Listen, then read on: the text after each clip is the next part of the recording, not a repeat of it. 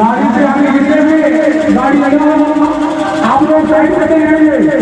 जो हमारा जरूरी है उस गाड़ी के आगे जितना भी गाड़ी लगा या साइड रास्ता में लगाए हुए दुकानदार बंधु आप लोग अपना दुकान को साइड करेंगे।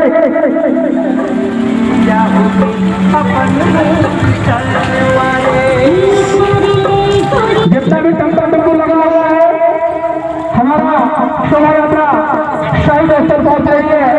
इसलिए मैं आप लोगों से आग्रह करूंगा दुकानदार बंधुओं से और जो भी टेम्पो भाई हैं जो रास्ता में टेम्पो लगाए